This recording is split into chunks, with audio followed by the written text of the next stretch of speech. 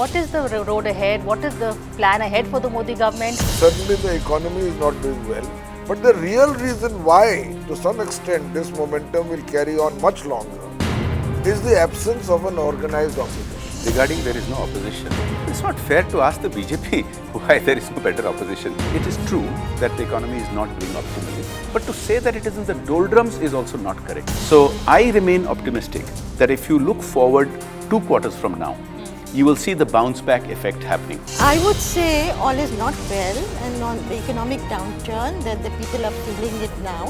My point is that the BJP is best at management of political perception.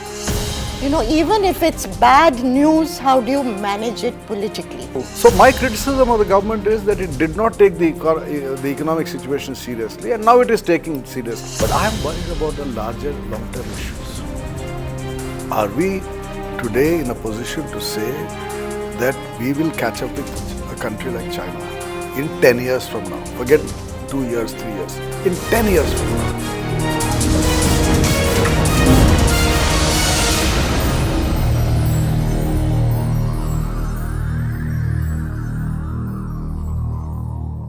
Hello and welcome to Roundtable, to NewsX and to our YouTube channel.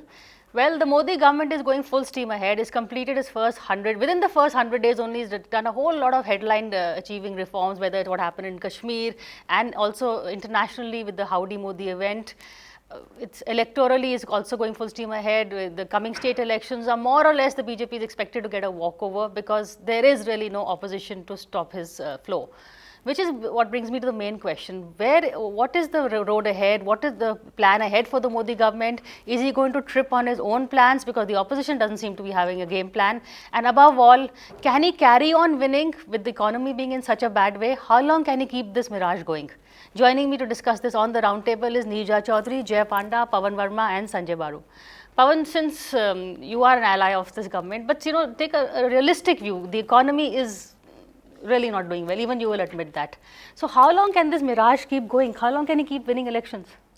Well, certainly the momentum is in his favor at the moment. And it almost seems that the BJP has an aura of invincibility around it. But I always believe that in politics, to make predictions about the future without factoring in things that can possibly go wrong is a mistake. And the BJP also will make mistakes. The only place where you start at the top is when you are digging a hole. So there are mistakes that you do when you have a mandate of this size. Time will judge it, and certainly the economy is not doing well. But the real reason why, to some extent, this momentum will carry on much longer is the absence of an organized opposition. So long as in a democracy, there is no one to harness the angst, alienation, disaffection, dissatisfaction against a ruling establishment, and that too one so well organized as the BJP. So long as there is no opposition to harness this discontent, it almost becomes a no battle. So I feel the imperative need at this moment, when you ask the question what next is, extend the question, what next in terms of an opposition for this country? Because if the answer is there is no opposition, then this what we have will continue. Fair enough. What they say, nature abhors a vacuum. So if there's no opposition outside, will the opposition come from the inside? It seems to me at the moment there's no opposition from the inside, because it is pretty much Narendra Modi and Amit Shah. It's a two-people government. Their writ is established. There are very few challengers. I don't believe there is a reason to challenge as such at the moment. The challenges come up when still starts dissembling. At this moment, they haven't for the BJP. So at this moment, I don't believe there's a challenge from within. But what we need is a challenge from without. And that this country at the moment, unfortunately, in an organized manner, on a pan-Indian basis, does not have. Okay, we'll wait till the Bihar elections are closer and I'll get you on that one. But Jay, there is no opposition, and yet he's not taking the extreme steps that he should be taking to fix what is really wrong with the country. I disagree with you there. But first, regarding there is no opposition, many people have said that India deserves a better opposition. But it's not fair to ask the BJP why there is no better opposition. Really, I mean, the BJP's job is to grow, to win elections, to run the country well, and the opposition has to get its act together. We can't be really held accountable for that. Now, to come to the BJP, we've just completed our membership drive and have gone to 175 million members, the largest political party in the world. Tremendous support across the length and breadth of the country from all sections of society, including those that traditionally have not voted for the BJP. So there's an all-round growth. And if you look at the Prime Minister's stand, he's grown in stature enormously. As a statesman around the globe, he is treated very seriously as one of the most important leaders anywhere in any country. Yet And China took a while to figure out its dates. Not really. See, China, let me come back to China, but first let's look at the larger picture. The larger picture is, why should there be anybody quibbling either, certainly not inside the party, when you have had such success? You've had this stunning success after success. Why should there be anybody who should question success? So that's one thing. Second thing is, yes, there is a preeminent position enjoyed by the Prime Minister and by the Home Minister because they have contributed to this. They didn't start from the top, as my friend Pavan Varma was saying. They struggled all their way up from the bottom, and they've demonstrated that in a meritocratic party, anybody can rise to the top, and they've done well. Now, you mentioned the economy. First, it is true that the economy is not doing optimally, but to say that it is in the doldrums is also not correct. We must see the grays, not just black and white. Please remember, the first term of the Modi government was about setting the foundations in place. There was no majority in the Rajya Sabha. Some initial legislative moves early in 2014 had to wait. And then very fundamental changes with demonetization, with GST. Now, remember, after that, the economy went back up to 8% plus growth. So there are still people who have a rigid mindset that somehow today's growth rate is linked to decisions of 3 years ago. That's not the case, because we went back up to 8%. The dip down today is because of many factors.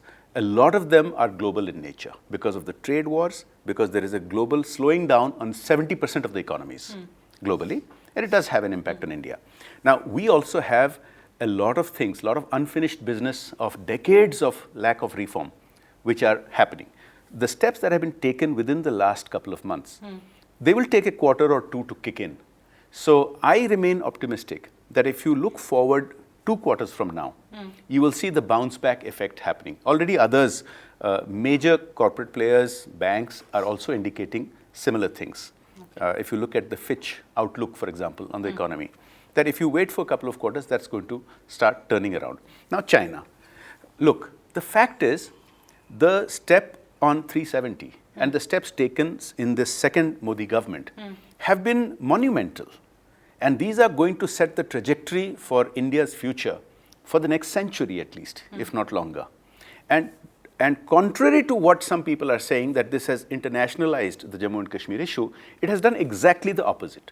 Jammu and Kashmir had been internationalized from day one when our first Prime Minister took it to the United Nations. And you have controversy over that. Let's not get into that. The point is, today at the UN, only a couple of countries supported Pakistan. And one of them, just yesterday, which is their staunchest ally, China, has now said that this is a bilateral issue that Pakistan must try and resolve with India. That's exactly India's stand. The point is... Slightly different take on China, but we'll come to it. The point is, India is coming into its own. It is taken seriously around the world. Pakistan is an irritant that we will have to deal with it. We have to make sure that the terrorists that they harbor are not in a position to harm us. Balakot was one example of how we make sure that such objectives are reached. I think we are on a good trajectory. The economy will recover. And the foundations having been laid, the very deep reforms that are being implemented now by the government will have a lasting effect. Neerja, are you, by this all is well speech at the end of the day, and is he going in the right direction? I did not say all is well. See, this is the problem with many of our media. Summarize? This is I did not All say is going to be well in the next two I pointed quarters. out what the challenges are on the economy. All is and going to be well in the long run. That's what he no, said. not even in the Thank long you. run. Then If you consider 2 quarters as the long run, He said couple of quarters. in the midterm run. No, I would say all is not well, and on the economic downturn that the people are feeling it now. Retrenchments, of course, the GDP going down, and so on. We know banking sector, etc., etc. They put some things in place. Whether they will actually work without empowering the informal sector, the demand getting boosted, etc. That's a different story. My point is that the BJP is best at management of political perception. Even if it's bad news, how do you manage it politically? And this time in Modi too, it's a very interesting thing to watch how Mr. Narendra Modi is playing a different role. What you call the statesman-like role, the macro picture, the world stage to make India the Vishwa Guru. Howdy Modi, the scale and the flair of it all. Which he's very good at. I mean, he's what I would call an ace pracharak in every way of the government program, of the party's ideology, reaching out to aspirational India and so on. It's Mr. Amit Shah. There seems to be a division What he was saying, the two people. which is not just looking after the party and how it's going to do, but virtually looking after the government. He's running the government, barring maybe 3 ministries. So the nuts and bolts of administration are being looked after by Mr. Amit Shah, and the plan seems to be to actually achieve the core agenda of the BJP and the RSS by 2024, even before that, maybe by 2022 also. And he's been tasked with that. And when the bad news comes, which it will, and internally party people say, and the Sangh people say this, that the next year and a half is going to be very difficult on the economic front. But it will be Mr. Modi who will be called in to intervene and manage this optics, the politics of it. And I would say just one word on the opposition, even though there's angst growing and dissatisfaction growing, sections talk about it, and there is nobody to encash it. The whole story of the success of the BJP and the failure of the opposition is about leadership. It's a question of leadership. Modi's leadership, which people are trusting today, continue to trust. They say, "Acha, ye nahi hua," but he means well and he will deliver. And the opposition does not have the leadership. The vacuum there is. It's all about leadership. Sanjay, your first take on the current political scenario and how one man is just dominating it, and is he doing it the right way? Well, frankly, I agree with a lot of what has been said. I mean, despite the superficial differences between Pavan and Jay on perceptions about today, I'm not worried about today. I'm seriously worried about the future. I've just read a report written by a group of Russian scholars, about which I've written, called Future Preparedness Index, where they look at 10 very different parameters, ranging all the way from the condition of the economy to what they call social cohesion, and rank the top 20 countries in the world, in which they place themselves, that is Russia, at number 12. So it's not as if they see themselves as number 2 or 3. America is number 1, China is number 10, Russia itself is number 12. But where is India? At 17. And what pulls India down? Education, governance issues, social cohesion. Cost of land and labor. Actually, the economy on these parameters does relatively better than many other countries. So, and the economy, I mean, slowed down, it can be sorted out. I agree with Jay that the government is woken up. My own criticism of this government has been that all of this we knew in July. I was expecting that the first budget of Nirmala Sitharaman in July 2019 would have had everything that she's announced since then. And I've said this. I saw your tweet, in fact, saying she could have saved herself a lot of trouble. I've tweeted it, I've written about it. In fact, before July budget, I wrote a column in the Economic Times telling her that you want to be the next Manmohan Singh, then make this budget the budget in which you will do all the things which have not been done. And yet, it was not a budget speech, it was a political manifesto speech. It was the most disappointing budget speech I've heard in years. And I've said it again after the budget speech that this was a waste of opportunity. Then what happened? Then the government woke up and in the last 3 months since July announced a series of steps which could all have been done before.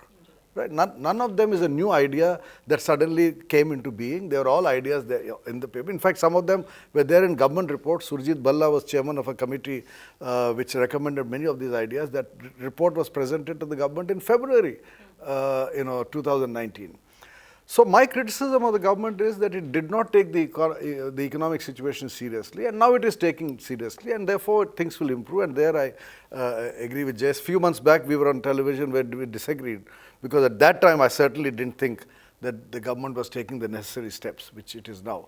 But demand is an issue, and demand is not going to be addressed by this. But I am worried about the larger long-term issues. Are we today in a position to say that we will catch up with a country like China in 10 years from now? Forget 2 years, 3 years. In 10 years from now. For the first time, in my adult life, I don't feel confident to say that. And I think the reason for that is, and it's not about the BJP. It's not about the BJP. It's also about his party. You look at which are the most backward parts of India, they're the most populated parts of India. Bihar, Uttar Pradesh, Rajasthan, Madhya Pradesh, Chhattisgarh, Jharkhand, where the largest percentage of Indian population lives. How literate are there? How good is our education system there? How modern is our thinking in these parts of India? What are the issues that animate, when BJP says we have so many million members, what is it that animates them into this membership? The fact that you're taking this country on a path of a better modern educational system, a more science-based industrial development, technology-based industrial development. Are we going in that direction at adequate speed? I'm not denying that we are moving there, but I'm afraid we are not. And there is a difference. The regional, I've worked on this for the last 20 years of regional patterns of growth in India.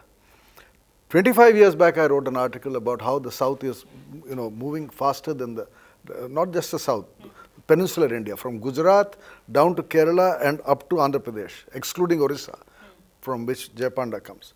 These are the states that have taken India forward. Northern states, between Delhi and Calcutta, there is not one modern city with modern amenities. There was a time when Kanpur was your most important industrial city in this part of India. Where is Kanpur now? So there are long-term issues. I know we talk about today, tomorrow, that's part of our profession, both of media and of politicians. But I think the time has come for India to think about the long term and ask this serious question, that are we prepared for the future?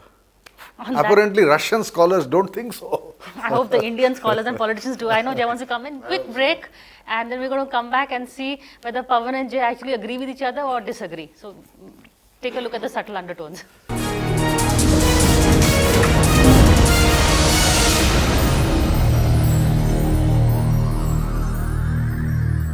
Hello and welcome back to Roundtable.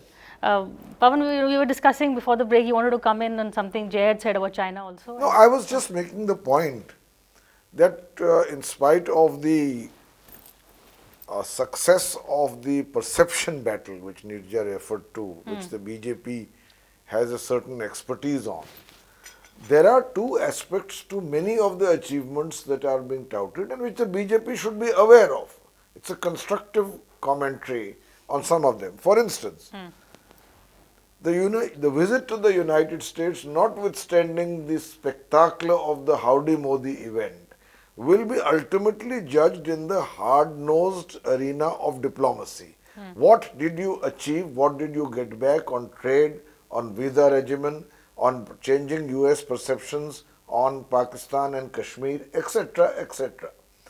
Similarly, on Kashmir, I really don't buy the narrative that Kashmir is now being less internationalized. In fact, I will make the point to the contrary, that the longer the impasse remains in Kashmir, by sheer inertia, it will become to become more a concern for the international media and certainly for countries abroad. So that's something we need to note of. If you just monitor the number of articles that are coming out in Kashmir in the mainstream media, they are not questioning necessarily the fact that it's a bilateral issue. They are commenting on a situation which is obviously unsustainable in the long run if normalcy is not restored quickly, sooner rather than later. Similarly on China, I mean, we get completely bowled over by China's one change of nuance. China changes its narrative to suit the situation. Now there are going to be talks between President Xi Jinping and Prime Minister Narendra Modi. So China has slightly mollified India by saying it's a bilateral visit, bilateral issue, but retaining the right to make multilateral comments on it when it suits it. So China, we have seen it, I mean, saying that there should be tranquility on the line of actual control, when they are the ones who, following a policy of engagement with containment, are the ones who violate the line of actual control the most. And mostly we are probably swinging on a jhula when it happens. So these are things that happen. But I am just going to touch a point that if we are talking of what next, perhaps the very success of the BJP begs us to introspect on whether we are seeing gradually creeping into the polity authoritarian trends, which we as allies and otherwise believe are antithetical to democracy. The legislature, the BJP has a brute majority in the Lok Sabha. It has a managed majority in the Raj Sabha. Nicely put. The executive, I mean, independent organizations, and bureaucrats are like litmus paper. They change color to suit the occasion, and we've seen it happen. We have a government which is powerful, and bureaucrats are behaving as if they are puppets of this government. Independent institutions like the CBI, the IT, the ED. This is Otherwise, how do you, happen. of course, so I'm not saying, I'm just pointing out. How else would you explain the coordinated notices being sent to a sitting election commissioner, Ashok Lavasa, to his wife, to his daughter, to his son, to his sister? Perhaps there is reason, or perhaps because it is he has written 2 dissenting notes on matters where on electoral offences he considered Prime Minister Modi and Amit Shah culpable. But these are questions because he is a sitting election commissioner. Thirdly, we really, some of us are disappointed, with great respect, with the judiciary as well. On many issues, including the one on Kashmir, they have given a next date in November when the state gets bifurcated into 2 union territories on October 31st. And as far as the media is concerned, with the exception of your show, the less said the better. The level of sycophantic energy shown in towing the line of the government has few precedents ever. We are almost becoming nostalgic about Doordarshan. So therefore, I think that, I mean, you take the judiciary, notice issued by a sitting chief judicial magistrate to 49 citizens accusing them of sedition through an FIR. And no mention. For asking the Prime Minister to try and see if he can control mob lynchings. In which democracy does it happen? Lynching is not even an Indian word, we are told. And now we are told that it's a Western word and all kinds of semantics and obfuscation to what is obviously a crime. Okay. A very heinous crime. A crime that devalues me as a citizen and demeans me as a Hindu. Lots to Yeah, you can clearly see the level of angst that was being referred to, but this is mostly limited to drawing rooms of Delhi. You take these issues around the country, and you can see that the citizenry at large is not worried about lynching. Is not worried. Of course, they are worried about lynching, but not in the perspective put out by Pavan. Let me come back to Pavan in a moment. Now, we were having a civilized disagreement between Sanjay Baru and I. I'll just comment on that. Sanjay said that some of the steps on the economy could have been taken in July rather than later. Look, the point is we had some very massive transitions with the passing of Sushma Swaraj and Arun Jaitley not being. Let me complete. A new finance minister coming on the job right away, if she took 4 weeks to take some decisions rather than in 1 week, because these reform measures were announced in August and in September, and yes, ideally, perhaps it should have happened in the budget in July. So I think that's a little bit of, it's not asking for too much to ask for a new finance minister a few weeks to settle in. And in any case, it is being broadly welcomed, including by Sanjaya himself, about the steps that are being taken and the effect. Just a question to Jay as you speak. Was it an unsettled finance minister who made the budget speech? No, that's not the point. The point is, anytime you have transition. That's a debating point. But look, you can try to be cute about these things. No, look, how can a finance minister take time to be settled before a budget speech? You can try to be cute. Look, you can try to be cute about these things, but to say that transitions don't have an effect, these decisions were announced in August and September. I know the So, example hang on, let me you complete. give. You had a point. You've made your point. Let me rebut. Let me rebut. So I think to allow a little bit of time for major transitions is not asking for too much. And by all accounts, the steps that have been taken since August are being welcomed all round, including by Sanjay. Can I respond to that? Let me finish. Okay. Let me finish. Now, regarding the many things that Pavan pointed out, he seems to have a problem with the judiciary, with the media, with the people's verdict. He calls it Not a brute. with the people's verdict. Yes, you called it a brute majority. Why is it a brute majority? no. Why is it not a cherished majority? That's a noble majority. No. So whatever it is, you have a problem with everybody in India. And my point is this: lynchings are terrible. Everybody has condemned it. Action is being taken against it. But when But then to go and saying it's a national word, international word. Hang on a second. I mean, you can argue about whether it is an Indian word or foreign word. The point is this. The point is that it is not the government that has moved a sedition law against people who have written letters to the Prime Minister. It's a magistrate who has authorized the FIR. So maybe his gripe against the judiciary, he has to really take up against the judiciary. I can't be answering for the judiciary. But you and I know how these things work. No, I don't know how these things work. Please tell me how these things work. Now, the second thing I'm saying is, there is a certain narrative that is attempted again and again, and it particularly happens centered around state elections. It happened with the claimed attacks on churches during the last Delhi election. Not a peep after the Delhi elections was over. Now, you've had similar narratives on many other occasions. The reality is that we have lynchings for suspected child abductors. We have lynchings for people who elope. We have lynchings for so many other things. These are social evils that we must crack down on, and we need very deep fundamental reforms in police, in prosecutorial systems, and in judicial reforms. To highlight only one aspect of it, anybody who lynches somebody in the name of protecting cows is just wrong. Let me say it outright here. The Prime Minister has said it. Others have said it. Let me repeat it. It is just wrong.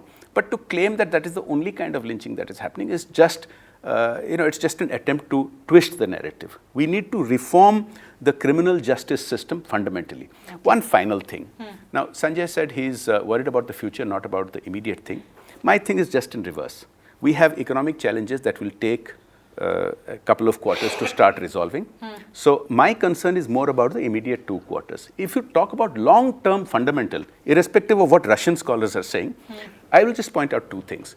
The single biggest economic reform that this country has seen in 72 years was GST, happened under Modi's watch. And if you don't consider Article 370 as a fundamental political reform, its modification, I don't know what you would consider long-term fundamental reform. So this government is focused on deep and long-lasting fundamental reforms on economic, political, and structural areas. I think, the whole idea of this debate was to look towards the future. On my personal agenda, I have many items. One would be administrative reform. Okay. If you look at how the steel frame... I think we are running out of time now. I think, this is a short discussion. We can't give long lectures, but let me very quickly make 2 points. I have covered every single budget of this central government from 1990. So I know what goes into the preparation of a budget. To have argued, and I said this to the finance minister herself, to have argued that the government was not prepared in July to look at issues seriously for the long term is factually incorrect. Finance ministry is an ongoing enterprise. Finance ministers read out budget speeches written by their entire staff. They don't have to start thinking about the economy the day they become finance ministers. Otherwise, in 1991 July, you wouldn't have had the budget that Manmohan Singh read out, which was in the making for a few months before that. And we know that for a fact. So, I compared 2019 to 1991 in my pre-budget column, warning Nirmala Sitharaman that things are not that good. And this budget should turn the mood around. It did not. Which is what is now happening. You are now turning the mood around, having failed to do it then. So therefore, this argument that she was new, Arun Jaitley. So I think we agree that it happened a month later than he would have liked it. But the impact there would have been very different. But very quickly again, Priya, the issue is not about Article 370 GST. When you think of long term, these are not the long term challenges. The long term challenge is education. Of course it is. Education. He was saying administrative reform. Just one question. No, it's not administrative. How does it happen on the case of sedition? It's a judiciary. Please do a survey. I leave the question open.